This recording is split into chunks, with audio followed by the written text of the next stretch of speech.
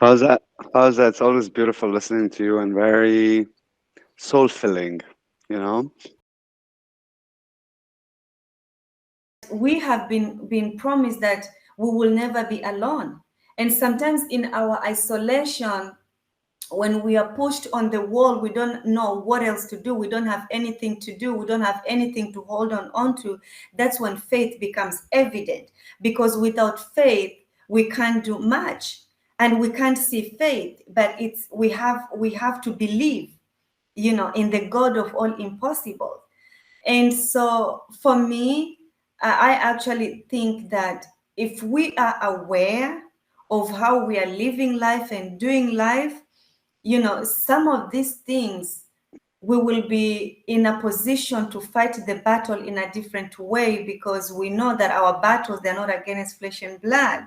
So when I know that the battle is not even bigger as the elephant, but it's so tiny, in my head I will know that, okay, this is not so big, but how can I pray about it? Who can I talk to about this? Who can I share this situation to? Who do I need to contact for this? Because I always believe when we are born, we are looking for somebody, and that person also, they are looking for us. It's a web of humanity. So I always say, Roger, no matter what, let us not isolate ourselves, because that's when the enemy comes in to start telling us all the lies. But we know that at the end, even if I'm fighting, Roger, I'm fighting with the mindset of victory, because when I come out of this, I know I will not be the same. I will have wisdom learned, I will have knowledge, new skills, new friends, lost some. There is always something we can take out of any situation. Even in sickness, we learn something. How can I take care of myself better in every situation? And I know it's easier said than done, but really, if we know how to fight our battles, we will be conscious, we will be intentional on how we do life, knowing that not all battles, they belong to me, because the battle has already been won anyway. So I'm fighting Absolutely. differently. Yeah. Fauza, Fauza, it's always beautiful listening to you and very soul-filling, you know? Look, I wanted to ask you, I mean, both of you and me use war terminology quite a lot. I'm quite criticized about that, but I say we are in a state of conflict. Like you said, so much conflict is erupting more than ever, and it's becoming more and more wide scale. Mm-hmm. We have serious problems happening economically in the world. We have a food crisis. There is all sorts of things, pandemics, right? I mean, I think we're the worst we've ever seen in our lifetime, at least. Absolutely. Absolutely. And and you said we are in war not against flesh and blood. Um, Yet we are at war where we are required to take action. Mm-hmm. Okay? And Mm-hmm. I came to Lebanon a year ago simply because I felt like I was a hypocrite. I was sitting in Dubai talking about what's happening in Lebanon while isolating myself from it. So I'm not living it, I'm just talking about it from far.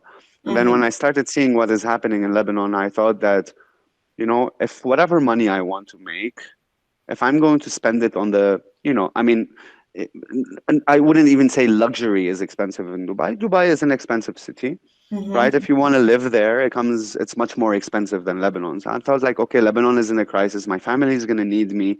My daughter's going to, so whatever I make money, I'd rather spend it in my country because we have a famine. Literally, we Mm-hmm. have a famine. Mm-hmm. So now my question is always, if we are in that fight, if we are in that war, then action is needed. So I know now where I am in an immediate basis, people are fighting for their daily survival. People don't have access to food and people don't have access to specifically medication. And I know that the purpose of the book, A Purpose in Foza Diaries, and there's also a purpose in the humanitarian work that you do with Fauza Foundation.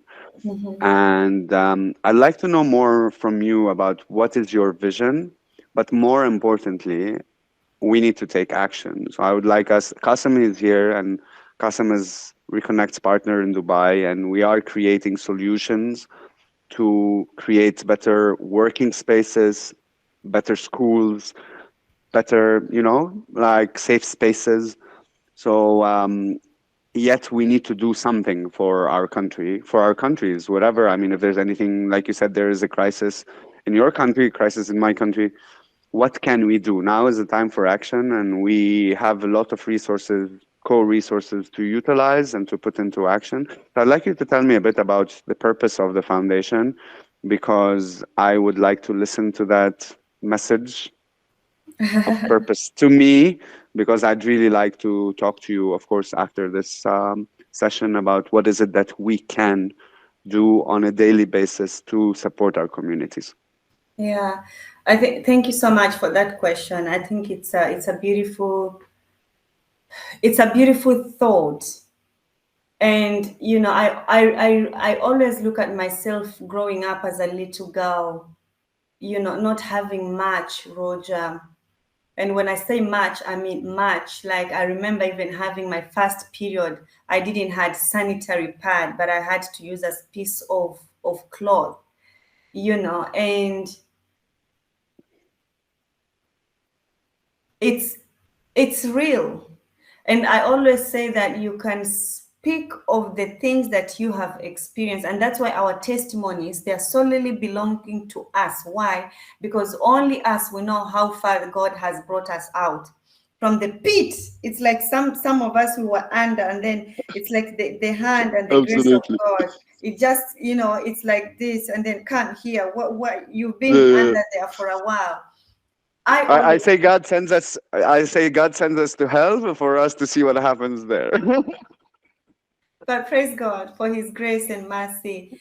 And Thank so God, for of me, course. I always believe that I can wait for my government to do something with all their intentions.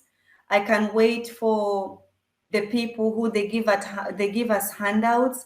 I can wait for I can sometimes we just wait for someone to come, but I always believe that when I read especially when I for me as a believer, and I know for you as well, when you read the Bible, I marvel. Jesus didn't just sit and wait, he went out, Exactly. and that's when miracles happened, right? Absolutely. He didn't just things just happened. And I think it would have been easier, like what you said, for me to sit in my house in Dubai, comfortable. I have power, I have clean water, I have my cute car, I can do whatever I want anytime I feel like. But what is that really fulfilling the purpose of which God has created me for? Absolutely not. And so for me, having that awareness, I realized that I can be the change. And the problem, Roger, is sometimes we are waiting for the big thing to happen. It's like what I said earlier. We are waiting for the big check to come in. We are waiting for the big, donation to come, whatever it is we are waiting for. But I realized actually I can start very small. And that's how I Absolutely. started. Why? Because I know I in my own capacity, and by the grace of God, I can't do everything, but I can do something. And that's Absolutely. what I focus on. So your question for me is, I want to keep and going, doing about the same in a capacity that it's impactful, it's economical, and it's repeatable. Why? Because when I die, the girls who I've been helping with school fees, will they still be in a position to go to finish their school? So whatever we intend to do, we have to look at it in all different dimensions, really, because it's not about me anymore. It's about us, it's about them, it's about you, it's about Kasim, it's about the humans, the humanity you are helping and loving and supporting. And so that's how actually the whole humanitarian work started, because I just didn't want to wait for the big thing to happen. I just wanted to impact in a small capacity with what I have, with what I know, um, with support from friends and families. And so far, three girls, they're in school. Because of that, it's not big. My prayer is to be able actually to build a school. And so Mm. now I'm like, okay, I have this land, who do I need to approach for the school? What is needed? And putting all those things in black and white. Because like I said, when we are born, that we are looking for someone, and that person also is looking for us. It's a web of connection. And whatever we desire to do, we can't just wait until the big thing happen, but just getting up and getting the next thing done. That is what creates that's what makes the difference, that's what creates purpose.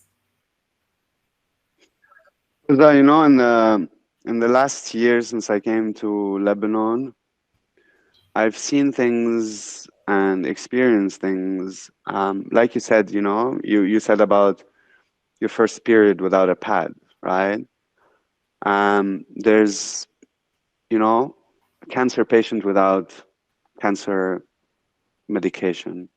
I've seen an autistic girl also with no access to medication. I've never seen so many children begging on the streets. Hmm. I've never seen, like actually, one thing that nobody observes so much anymore, beggars in Lebanon, because people used to give money, they used to beg with their hands open. Now they beg like this. Just give me something to eat. Mm-hmm. And like you said, I'm with you. It's not about, like we were talking, Srijit was with us. It's about, and also it's one of, I wouldn't say a commandment, but it's one of the things we know. Teach them how to fish instead of fishing for Yes, them. So I think, like you said, absolutely. those three girls, it's not about teaching 200, but these three, like according to global change makers, each one person actually sustains 80 people. 80.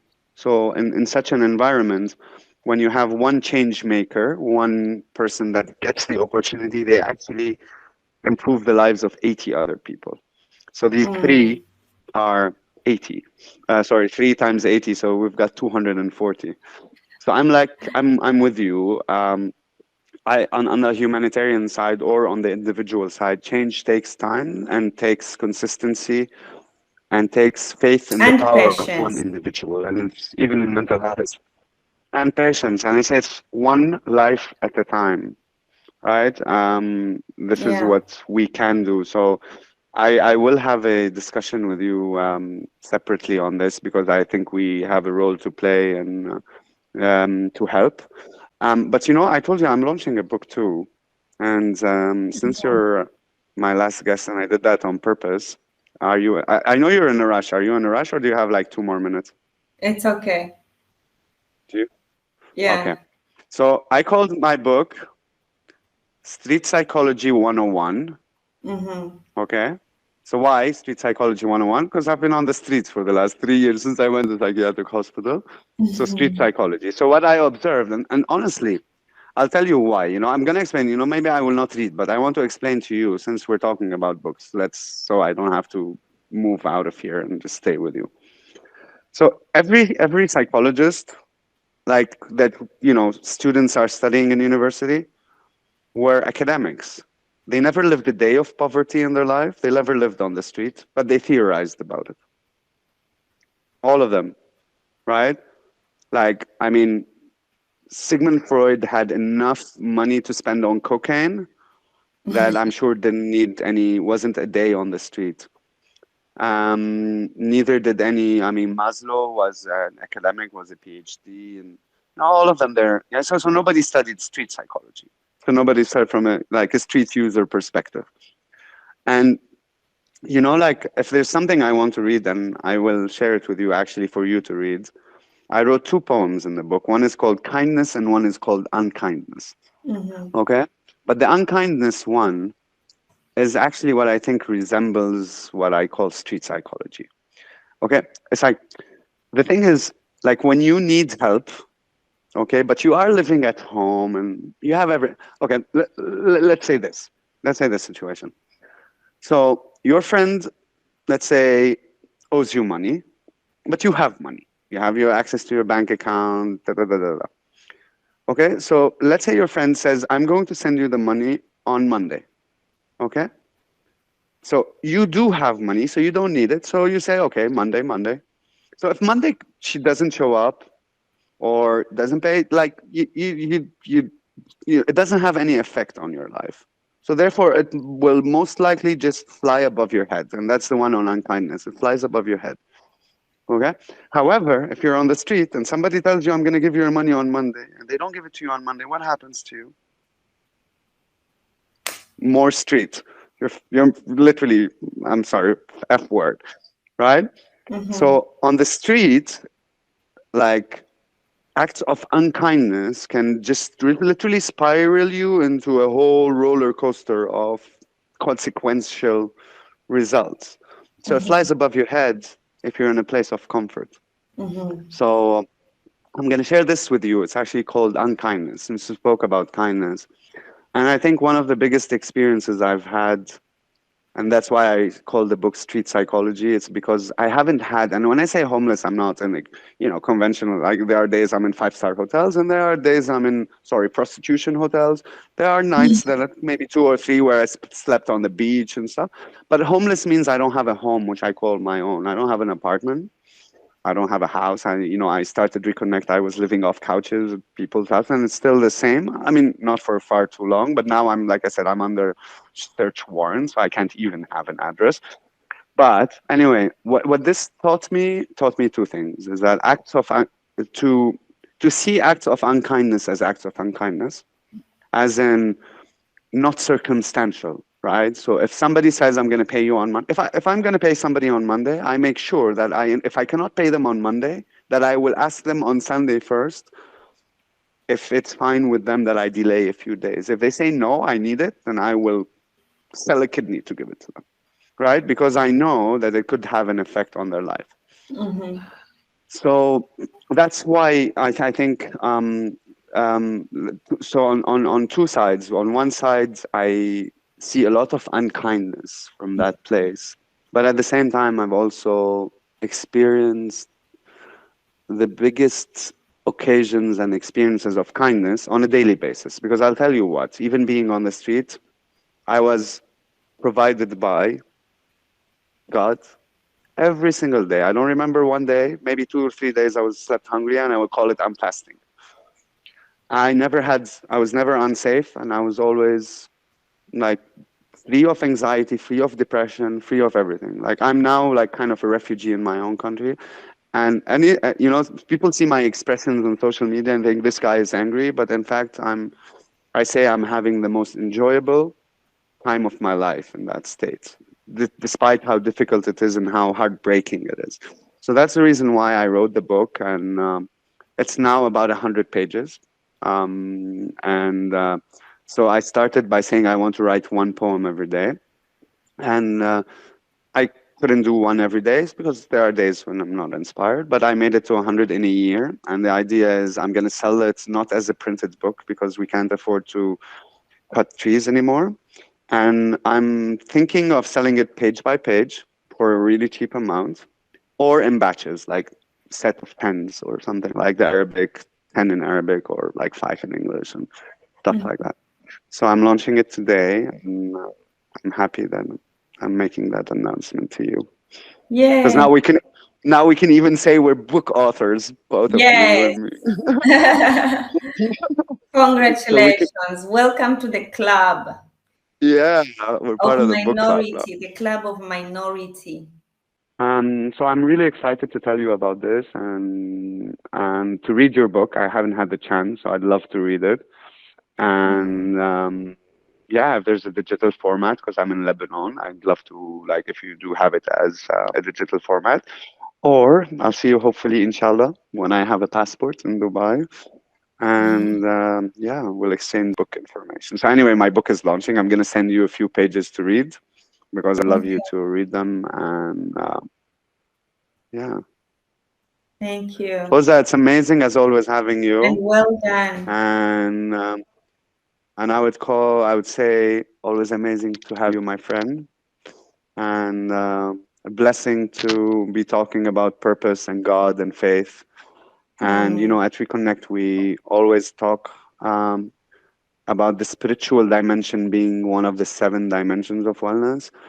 And for yeah. us, spirituality, without necessarily a link to conventional religions, but it has to stem out of a belief in something beyond us. Yeah. And for me and you, it's God, and we say it. And you know, for you and me, we're guided by that power of Jesus as well. For others, it could be, you know, Islam or Judaism.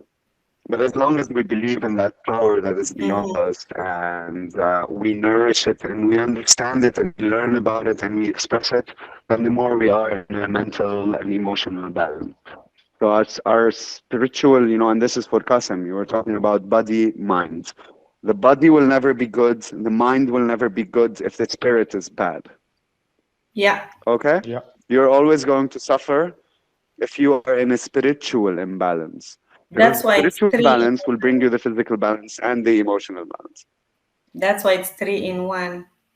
And of course, the body, yeah, the body is our temple, right? So we need to take care. So you cannot arrange your body. It's like an engine, right? You cannot put it on low fuel all the time and stuff Mm, like right. So you need to. It's energizing. You need 20 minutes of direct sunshine a day for your vitamin D, so that reduces your chances of depression. And moving your body, but like I said, you know, it's not about disagreeing with Aiga, but I will ask you a further question. What is it that you will enjoy, and that will get you to move and exercise? And think beyond gym and walking and stuff like that. If you like to dance, dance. Dance is a form of movement and wellness. You can go to dance classes. There's five rhythms. There's flow with reeds. There is, you know, yada that gives, you know, like there's all sorts of things. You do choose what you enjoy because what you enjoy will contribute also to your social wellness because you're connecting with people based on things you enjoy, right? Hmm. So, Yeah. so the body is our temple. We need to take care of it, but our soul is what gives us both physical and emotional balance. So yeah. that we should always You not sum it forget. up well. So Mhm. Thanks, Roger. Thank you. Thank you. Thank you for thank you having so me. much, Fauza. Mm. Thank you, Fauza. God bless you, and Take thank you so care. much, Fauza. God bless you too. Nice to meet you, Take Kasim. care. Nice to meet you, God Fauza. bless you Yeah. too. Ahlan. Oh, Au revoir. Bye bye. au revoir. Au revoir.